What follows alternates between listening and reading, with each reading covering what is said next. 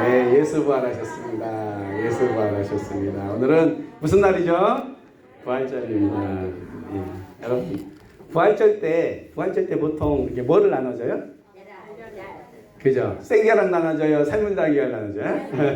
삶은 계란 나눠주죠? 예. 여러분, 그것을 또 먹고 우리가 나눠주는데, 혹시 제가 한번 물어볼게요. 성경에도 너희는 부활절을 기념하여 삶은 달걀을 나눠주거라 하는 구절이 있을까요? 없어요. 잘하시네요. 네, 없습니다. 네, 없어요. 그런데 교회마다 삶의 달걀을 이게 부활절에 나눠주는 경우가 많죠. 네. 거기에 대해서 오늘 학생들이 좀 왔기 때문에 제가 그 유래에 대해서 짧게 몇 가지만 말씀드리면 뭐냐면 병아리가 알에서 껍질을 까고 가지고 깨고 나오잖아요, 그죠? 부화하자. 그래서 이게 알에서 이렇게 부화한다라는 것을 우리는 뭐예요? 예수님께서 3일에서 부활하셨다, 그죠? 그것을 또 기념하기도 하고 또 유래를 좀 찾아보니까 십자가군 전쟁 때 징병돼서 나가버렸던 남편 때문에 홀로 있어서 고난을 당한 어떤 로자리드라는 분이 계셨는데 그분이 마을 사람들이 도와줬대요. 그래가지고 고마워가지고 아이들 불러서 부활절에 아이들 불러서 먹을 거 주고 계란을 예쁘게 색칠해가지고 설명하게 예쁘게 색칠해서 선물로 나눠줬다라는 유래가 있다라고도 합니다. 예, 마지막 한 번은 이것도 여러분들 좀 아셔야 될 필요가 있는데 영어로 부활절을 뭐라고 하는지 아십니까? 이스터데이라고 합니다. 이스터데이. 그런데 이게 뭐냐면 이스터라는 이 신이 있는데 그 신이 뭐냐 고대 바벨론에 나오는 이스터 여신이 하늘의 여신인데요. 문명의 기원은 유프라티스 강에 하늘에서 큰 이게 알이 떨어졌답니다. 그래가지고 그 알을 깨고 나왔는데 그게 뭐다? 이스터가 부활했다라고 하는 거예요. 그래서 그날을 이스터 데이라 그래가지고 삶은 달걀을 이렇게 나눠주는 어떤 것들이 있었답니다. 여러분 우리나라 중에서도 우리나라 건국 신화 중에서도 알에서 태어난 왕이 있어요, 없어요? 있죠. 알에서 태어난 왕, 그죠? 예, 그죠? 예, 우리 신라를 세운 박역것에도 알에서 나왔답니다. 그죠? 그다음에 예, 예, 그리고 또 고구려를 세운 주몽도 알에서 나왔다고 합니다. 왜 이런 식으로 신화를 만들었을까요? 신격화하려고 이렇게 만든 것입니다. 그런데 이 이스터 여신은요, 각 나라에서 다른 이름으로 숭배가 되는데 뭐냐면 로마에서는 비너스, 그리고 그리스에서는 아프로디테, 이집트에서는 이시스, 그리고 이스라엘에서는 아수다롯이라고 불린답니다. 들어보셨죠? 아스타롯. 그런데 이런 고대 이스라엘 사람들이 아스타롯 숭배 사상과 유럽의 이스터 사상이 결합돼가지고 혼합돼가지고 이런 전통들이 생겨났다라는 설도 있습니다. 그러나 우리는 그 유래와 기원하고 상관없이 우리가 믿는 건 누가 부활한 거예요? 예수님께서 부활하셨다는 것을 믿는 것이지 계란설을 믿는 것은 아니다. 그래서 상관없다. 부활절날 계란 맛있게 먹고 나눠주고 전도도 하시기 바랍니다. 예, 그래요. 그럼 옆 사람에게 한 번 더 축하합시다. 예수 부활하셨습니다. 예수 부활하셨습니다. 네, 그렇습니다. 오늘 우리가 읽은 성경 본문을 통해서 사도 요한은요, 예수 부활 사건에 대해서 세 가지로 얘기를 했어요. 방금 여러분이 읽으셨던 본문이 세 가지를 핵심 키워드를 말을 해요. 자, 첫 번째 무슨 키워드가 있었나요? 방금 여러분이 읽었던 본문 한번 봐보겠습니다. 첫 번째 키워드 19절에서 21절까지 나오는데 한번 봐보세요. 뭐가 키워드인 것 같습니까? 오늘 본문 19절에서 21절. 평강입니다. 평강. 그죠? 키워드 첫 번째 뭐다? 평강. 자, 그 다음 두 번째 키워드 22절에 나옵니다. 자, 22절 찾아서 답 내보시겠어요? 그렇죠. 두 번째 키워드는 뭐다? 성령이다. 자, 그 다음 마지막 키워드는 뭡니까? 마지막 키워드 그 다음 절에 마지막 키워드는 뭘까요? 용서, 제사.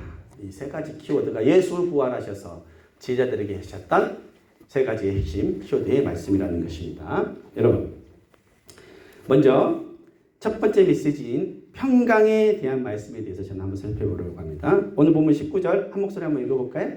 본문 19절 한 목소리 읽어보겠습니다. 시작. 이날 곧 안식 후 첫날 저녁 때에 제자들이 유대인이 돌아하여 모인 곳의 문을 닫았더니 예수께서 오사 가운데 서서 이르시되 너희에게 평강이 있을지어다. 아멘. 자, 여기서 본문을 잘 보십시오. 안식 후 첫날이면 언제일까요? 자, 월요일 아닙니다. 화요일 아닙니다. 수요일도 아닙니다. 제가 답을 말씀드리도록 하겠습니다. 주일 맞습니다. 주일. 뭐냐면 그때가 안식일이 토요일이니까 안식 후 첫날이면 언제예요? 일요일, 주일이죠. 주일이에요. 근데 그러면 보세요. 안식 후 첫날이라는 것은 주일인데 그때 언제예요? 저녁 때라 그랬죠? 자, 그러면 주일 저녁에 있었던 일입니다. 그죠? 예수님이 금요일 날, 성금요일 날 십자가에서 돌아가시고, 그죠? 3일 만에 부활하셨죠. 그래가지고 지금 그 부활하신 주일 저녁에 제자들 앞에 딱 나타나신 거예요. 지금 그런 상황이라는 것입니다, 여러분. 그때 어떠냐면 제자들이 유대인들을 두려워해서 어디에 모였냐면 골방에 모여서 문을 꼭 닫고 숨어 있었습니다. 그죠? 오늘 본문에 나오죠? 문을 닫았더니 왜 숨어 있었을까요? 무서워서 잡아갈까봐, 자기들도 십자가에 못 박아버릴까봐 너무너무 두려웠습니다. 그래가지고 지금은 그들은 문을 닫고 도망가 있어요. 로마 군인들이 지금도 잡으러 다니고 있어요. 그죠? 잡으러 다니고 있는 상황이에요. 그리고 스승 예수가 십자가에서 죽은 지 며칠밖에 안 됐어요. 지금 딱 3일밖에 안 됐어요. 그 피가 아직 제대로 마르지도 않은 상황이에요. 안식일이 막 지났기 때문에 안식일에는 유대인은 아무 일도 안 해요. 자, 그러면 그 어수선한 것들이 아직도 남아있는 상태라는 거예요. 어둠이 짙게 깔린 상황, 두려움이 임하는 그런 상황이죠. 제자들은 두려웠어요. 무서워서 집 밖으로 도저히 나가지 못한 상황이에요. 알아볼 사람들이 있을까요, 없을까요? 있죠. 너 예수님과 같이 다니던 거 내가 봤는데 할 수 있어요, 없어요? 그렇잖아요. 그러니까 두려운 거예요. 그래서 그때 두려움과 공포에 숨어있던 현장에 누가 나타나셨다? 예수님께서 오사 가운데 서서 이르시되, 가운데 딱 나타나셨어요. 그때 하신 첫 메시지가 뭡니까? 너희에게, 한번 읽어볼까요? 시작! 너희에게 평강이 있을지어다. 입니다. 여러분, 두려움과 공포 가운데 떨고 있던 그들에게 가장 필요한 메시지가 뭐였을까요? 평강입니다. 평강. 평강. 두려워서 집 밖으로 나가지도 못하는 사람들에게 너는 돈을 많이 벌어라, 이런 말이 지금 말이 됩니까? 안 됩니까? 별로 소용 없는 얘기예요. 너는 성공해라, 이런 얘기도 소용 없어요. 지금 당장 죽을 것 같은데, 그렇지 않습니까? 그 두려움 가운데 있을 때 예수님이 가장 소망이 되는 메시지, 뭐를 말씀하셨다? 평강. 평안을 말씀하셨다는 거예요. 우리 가마골은요, 우리 분통님 마을과 가마골이 뭐냐면 6.25 때, 여러분 빨치산이라고 들어보셨어요? 네. 그 북한 분들이 숨어있던 곳입니다. 그만큼 여기는 오지였어요. 그래서 그 당시 지금도 그 당시에 살아계신 분들이 여기 계세요. 그 당시에도 살아계셨던 분이 계신데 그분들이 이렇게 전해주는 말들을 들어보면 매일 저녁에 이렇게 공산당들이 내려와가지고 해코지 할까 봐 두려웠답니다. 자, 그럼 어떻게 해야 돼요? 문을 꼭 닫아내고, 불을 또 켜야 돼요? 꺼야 돼요? 그죠? 조용히 숨어 있어요. 지금 그런 느낌이라는 거예요. 죽음의 공포 앞에서 두려워하고 있다는 거예요, 제자들이. 그런데 그런 제자들을 긍휼히 여기신 예수님이요, 제자들이 부활한 자신을 못 알아볼까 봐 한 행동이 있습니다. 그 다음 절에 20절에 나오죠. 뭡니까? 어떻게 하셨어요? 그렇죠. 성과 옆구리를 보이시니 제자들이 주를 보고 어떻게 했다? 기뻐했다. 여러분, 손과 옆구리에 난 찬자국과 못자국을 보여주는 것만큼 내가 예수라는 것을 확실히 증명하는 게 있어요, 없어요? 십자가에 못 박히신 예수. 그 죽음의 상처를 가지고 부활하신 분은 오직 예수 그리스도밖에 없습니다, 여러분. 딱 한 분밖에 없다는 거예요. 사망의 권세를 깨고 이기심은 예수 그리스도밖에 없다는 거예요. 그것을 본 제자들 줄 보고 기뻐하였다고 성경은 기록하고 있습니다. 두려움과 공포에 사로잡혀 있어 어두웠던 모든 분위기와 그 어떤 우울한 모든 것들이 어떻게 됐어요? 이제 뭘로 바뀌어버렸어요? 평강의 기쁨으로 바뀌어버린 거예요. 순식간에 바뀌어버렸어요. 어떻게 해야 되니까? 부활하신 예수를 만나니까 참 평안이 임해버렸습니다. 죽음과 공포에서 그 두려움들이 다 해소되는 놀라운 역사들이 일어나 버렸다는 것입니다. 여러분, 로마는요 십자가형으로 예수를 죽였어요. 십자가형이 뭡니까? 사형제도입니다. 가장 잔인한 사형제도입니다. 죽음은요 인간이 넘어설 수 없는 최고의 공포예요. 그렇지 않습니까?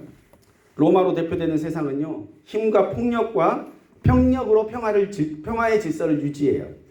끔찍한 사형제도인 십자가형으로 세상을 다스려요. 잘못하면 죽인다는 거죠. 그 누구도 이 죽음의 공포를 이길 사람 아무도 없어요. 왜냐하면 죽음은 끝이기 때문이에요. 죽음은 끝이기 때문이에요. 막연한 절망감이며 두려움입니다. 그러나 이 죽음을 이기신 유일한 분이 바로 우리 부활하신 예수님이십니다. 제자들이 예수님이 잡히시던 날 다 도망간 이유도 뭐예요? 자기들이 잡혀서 죽임을 당할까 봐. 두려웠기 때문이에요. 지금 골방에 문을 닫고 들어가 있는 이유도 뭐예요? 죽음이 두렵기 때문에. 사탄은요 우리를 죽음의 공포로 위협을 해요. 죽음의 공포. 여러분 우리 학교에서 동네나 학교에 질 나쁜 형들이 뭐라 그래요? 너 그러다가 죽어. 까불면 죽어. 그렇죠? 까불면 죽어 그러잖아요. 겁주려고 하잖아요. 그렇죠? 깡패들도 연장 들고 다니면서 뭐 한다는 거예요? 연장 들고 다니는 이유는 뭐예요? 건들면 죽인다. 그 공포감을 심어주는 거 아닙니까? 그죠? 온몸에 문신하는 이유는 뭐예요? 간접적으로 나를 건들지 말아라. 건들면 죽는다. 이거예요. 그런데 예수님은요, 이 두려움과 공포에 휩싸여 있던 제자들에게 아주 분명하게 말씀하셨습니다. 오늘 보면 21절 한번 읽어볼까요? 21절. 한 목소리로 낭독하겠습니다. 시작. 예수께서 또 이르시되 너희에게 평강이 있을지어다. 아버지께서 나를 보내신 것 같이 나도 너희를 보내노라. 아이고 이게 무슨 일입니까? 지금 두려워서 숨어있는 제자들한테 또 뭐라 그랬어요? 다시 나가라네요. 그죠? 다시 나가래요. 어떻게 나가? 겁나는데. 아직도 대제사장들이 예수쟁이를 잡아들이고 있는데 제자들은 다 흩어져 버렸는데 무서워서. 그렇지 않습니까? 예수가 말했던 모든 이야기가 해프닝처럼 끝나버린 것 같은 그런 상황이 돼버렸는데 예수님은 나가래요. 왜냐하면 이 모든 것이 예수의 부활로 완전한 반전을 이룰 수 있기 때문입니다. 그 반전이 가능하기 때문이에요. 예수님의 부활로 그분의 공생의 기간에 하신 모든 말씀이 사실이 되어버렸어요. 예수님께서 하셨던 모든 말씀이 사실이 되어버렸어요. 예수님이 부활하지 않으셨다면 여러분들은 헛금 있는 거예요. 헛금 있는 거예요. 그러나 예수님이 부활하셔버렸기 때문에 여러분들이 믿는 모든 것은 진리가 되어버리는 것입니다. 여러분 그것을 믿으셔야 돼요. 이제는 예수 부활로 그분이 하신 모든 말씀이 진리가 되어버렸어요. 제자들은요 3년 동안 예수를 따라다녔지만 수많은 기적을 직접 눈으로 보았지만 진실로 그것을 믿지 않았어요. 그래서 예수님께서 하신 말씀을 한 귀로 듣고 어떻게 했다? 한 귀로 흘려버렸어요. 예수님 나 십자가에서 죽을 거야를 3번을 얘기하셨어요. 근데 어떻게 했어요? 한 귀로 듣고 한 귀로 흘려버렸어요. 그게 무슨 의미인지도 모르고. 그러나 제자들은 예수님께서 부활하신 것을 본 후에야 실제로 예수님을 믿게 됐다라고 성경은 말합니다. 제가 읽어드릴게요. 요한복음 2장 22절에 죽은 자 가운데서 살아나신 후에야 제자들이 이 말씀하신 것을 기억하고 성경과 예수께서 하신 말씀을 믿었더라. 자, 그 말은 뭐예요? 그전에는 믿지 않았더라. 그냥 흘려 넘겼더라. 이거예요. 그렇습니다. 여러분. 수많은 기적을 체험하는 것보다 예수를 부활을 보고 믿는 것이 더 중요합니다. 그게 더 중요해요. 십자가와 부활이 핵심이에요. 사울도 자기가 핍박하는 예수를 만난 후에 사도 바울로 변해버렸고요. 겁쟁이 베드로도 예수 부활을 믿으면서 설교 한 번으로 3,000명이 회개하는 역사가 일어났어요. 초대 교황의 면모를 갖추게 됐어요. 그 전엔 겁쟁이였어요. 그도. 로마로 대표되는 세상과 세상의 지배자 사탄의 세력 앞에 두려움과 공포에 사로잡혀서 제자들이 세상 밖으로 나갈 수 없게 만들어봤던 그 힘은 뭐예요? 죽음의 공포라는 거죠. 그러나 이제는 세상 밖으로 나갈 수 있는 힘이 어디로부터 올 수 있다? 바로 부활하신 예수를 목격하고 경험하고 믿는 것에서 있을 수 있다는 거예요. 예수 믿으면 당당해집니다. 예수 믿으면 자신감이 생깁니다.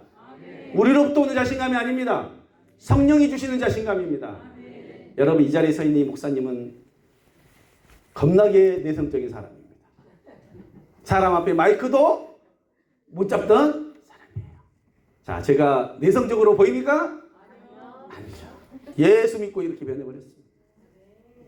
제가 천명 앞에서도 강의도 해보고 했는데 두려워요? 두렵지 않아요? 두렵지 않아요. 난 사람 더 많으면 더 좋아요. 예수를 만나니까 바뀌는 거예요. 예수를 만나니까. 요한복음 20장 22절에 우리 한번 20장 22절을 한번 읽어볼까요? 20장 22절 시작. 이 말씀을 하시고 숨을 내쉬며 계시되 아멘. 자, 예수 부활을 목격하는 것이 첫 번째고, 그죠? 첫 번째 키워드였죠? 그래서 예수 그리스도로 말미암은 평안, 그 두려움을 이길 수 있는 평안. 두 번째는 뭐예요? 키워드가 성령이라는 성령. 여러분, 우리가 세상을 이길 수 있는 힘, 그것은 뭘로부터 주어진다? 성령으로부터 주어진다는 거예요. 그래서 예수님이 내가 너희를 세상에 다시 보낸다고 할 때 그냥 보내지 않고 뭐예요? 그들을 향해서 숨을 내쉬면서 뭘 받아라? 성령을 받아라. 성령을 받아라.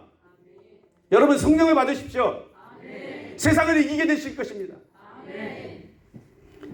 너희는 숨지 말고 세상으로 나가야 한다. 세상을 이길 힘이 어디에 있다? 내 안에 있다. 그러니 너희는 성령을 받아라. 내가 세상을 이기었노라. 선언하시는 거예요. 성도 여러분, 성령 받으셨습니까? 성령 받으셨습니까?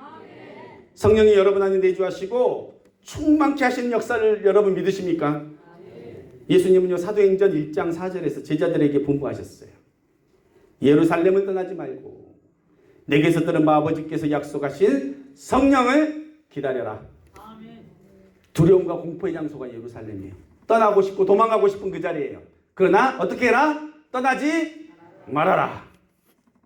네가 두려워하는 그 자리에서 어떻게 해라? 이겨내라. 이길 수 있다. 내가 너와 함께 하겠다. 여러분, 그렇게 세상을 이길 힘인 성령을 받기 위해서 기도해야 된다고 예수님 말씀하셨어요. 그랬더니 제자들이 마가의 다락방에 모여서 어떻게 했어요? 기도했다가 우리가 다 아는 뭐예요? 오순절 성령 강림의 사건을 통해서 이제 당대히 어디로 나갔어요? 세상을 향해서 나아가게 되었다는 것을 여러분 기억하시기 바랍니다. 하나님을 믿는 사람으로 세상에 나가서 예수 부활의 증인이 되기를 원하십니까? 하나님의 살아계심을 경험하고 승리를 선포하는 인생이 되기를 원하십니까? 죄 때문에 우리 인생에 들여진 저주와 재앙, 사망의 권세에서 이미 우리는 벗어났습니다. 이제는 세상을 정복하고 다스리라고 하셨던 그 축복의 명령이 회복되었음을 믿으시기 바랍니다. 십자가의 예수와 함께 여러분의 옛사람은 십자가에 못 박아버리십시오. 두려움에 떨던 과거의 나를 십자가에 못 박아버리십시오. 가난과 저주에 묶여있던 나 자신이 십자가 예수와 함께 못 박아버리십시오. 그리고 이제는 예수 그리스도와 함께 부활하십시오. 사망에서 일어나십시오. 전혀 새로운 인생, 세상을 다스리고 정복하는 담대한 인생으로 변화가 될 것입니다. 오늘은 우리 월간 기도학교 학생들도 우리 가막골 전원교회에 방문해 주셨는데 이 부활의 예수를 믿고 성령을 받아서 세상을 정복하는 축복의 사람이 되시기를 축원합니다. 12 제자들뿐만 아니라 수많은 기독교 리더들은요, 기도하는 성령의 사람들이었어요. 많이 읽지도 않았대요. 성경 있는 사람들은 그냥 차치하고 백악관을 기도실로 만든 링컨, 그렇죠? 수많은 사람들이 있어요. 대한민국 임시정부의 수장 김구 선생님도 기도하던 사람이에요. 여러분, 기독교적 세계관을 아는 지식만 가지고 세상을 이길 수가 없다는 거예요. 무엇으로 이긴다는 거예요? 부활하신 예수를 믿고 성령의 능력을 받아 이기는 것입니다, 여러분. 그래서 기도하는 거예요. 여러분, 예수님은 뭐라 그랬냐면 내가 너희를 어디 가운데, 양들을 어디 가운데 보낸다 그랬어요? 이리 가운데로 보낸다고 하셨어요. 양이 이리 가운데 가면 어떻게 됩니까? 잡아먹힐 것은 당연한 일이에요. 그죠? 그러나 잡아먹히지 않는답니다. 내가 너희와 항상 함께 한답니다. 성령으로 너희를 도와주시겠답니다. 그것을 믿으시기 바랍니다. 예수님께서는요, 나는 부활이요 생명이니 나를 믿는 자는 죽어도 살고 살아서 나를 믿는 자는 영원히 죽지 않는다고 이미 말씀하셨어요. 죽음이 더 이상 우리를 넘어뜨릴 수 없다는 거예요. 우리 학생 청년 여러분, 세계로 나아가고 세계적인 인물이 되시기를 축복합니다. 저는 이 인터뷰가 참 좋았어요. 우리나라 축구 선수 중에 가장 유명한 선수가 누굽니까 지금? 그렇죠, 손흥민. 손흥민 선수의 아빠가 누굽니까? 오, 잘합니다. 그래요. 손흥정 그 감독님이 그런 말을 하셨어요. 인터뷰할 때 뭐라 그랬냐면 세계의 벽은 높지 않다. 너희들도 할 수 있다. 다른 사람이 이렇게 얘기하면 말이 먹혀요, 안 먹혀요? 안 먹히는데 손흥민이 세계 월드 클래스 선수가 됐으니까 그 말이 먹혀요, 안 먹혀요? 먹혀요. 근데 우리 하나님 아버지가 우리에게 얘기한답니다. 세상으로 나가라. 우리 그걸 믿고 나아가는 거예요, 여러분. 사도행전 1장 8절에 오직 성령이 너희에게 임하시면 너희가 권능을 받고 예루살렘과 온 유대와 사마리아와 땅끝까지 이르러 내 증인이 되리라. 이것은 예수님께서 내가 너희를 세상에 보내신다고 하신 이 메시지와 동일한 거예요. 성령이 임하시면 그것이 가능해진답니다. 갈릴리 시골어부, 배움이 짧고 모난 베드로, 요한, 야고보 같은 사람들이 세계적인 리더로 변화시킨 이 예수님의 은혜는 바로 약속하신 성령 때문에 가능했다는 것을 여러분 믿으시기 바랍니다. 이 부활의 증인이 되는 삶을 위해서 하나님의 영광을 드러내는 인생을 살기 위해서 지금부터라도 성령을 구하시고 성령의 충만함을 입어서 땅끝까지 이르러 주의 복음을 증거하는 놀라운 축복의 사람들이 되시기를 예수님의 이름으로 축원합니다. 마지막 세 번째 키워드는 시간 문제로 생략하도록 하겠습니다. 결론을 맺겠습니다. 썩을 것이 썩지 않은 암을 입고 죽을 것이 죽지 않은 암을 입을 때 사망이 삼킨 바 되리라고 성경에서 말씀하셨어요. 사망은 이미 예수 부활로 삼킨 바 되었습니다. 예수님은 승리하셨습니다. 사망 권세를 깨뜨리신 그분의 평안이 우리 가운데 이미 임하였습니다. 하나님의 아들 주 예수 그리스도를 믿고 성령을 받으면 흙으로 돌아가 흙이 될 육체가 예수님처럼 부활하게 되실 것입니다. 예수 부활로 그분이 하신 모든 말씀이 진실이 되었습니다. 성경의 모든 말씀을 믿을 수 있는 것은 예수께서 부활하셨기 때문입니다. 그분은 약속하신 대로 다시 오실 것입니다. 그날이 언제일지 모르나 세상을 향해 담대히 나아가서 다스리고 정복하러 가신 그분의 명령에 순종하셔야 합니다. 최후 승리를 위해서 이 부활절 날에 하나님의 호흡, 하나님의 영인 성령을 사모하시고 성령 세례를 받아서 예수 복음을 들고 세상으로 담대히 나아가시는 우리 모두가 되시기를 예수님의 이름으로 축원합니다. 기도하시겠습니다.